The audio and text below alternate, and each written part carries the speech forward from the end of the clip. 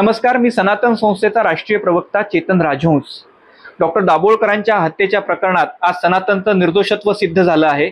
आज आपण पाहतोय की देशभरात सनातन धर्माला बदनाम करण्याचे जे षडयंत्र आखलं गेलंय त्या अर्बन नक्षलवादी शक्तींचा आज पराभव झालाय असं आम्ही मानतो।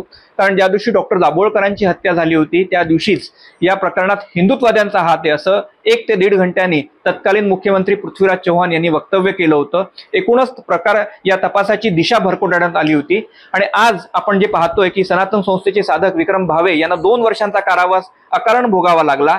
सनातनच्या आश्रमामध्ये वैद्यकीय सेवा देणारे डॉक्टर वीरेंद्र सिंग तावडे यांना या प्रकरणात आरोपी म्हणून 8 वर्ष कारावासात राहावं लागलं।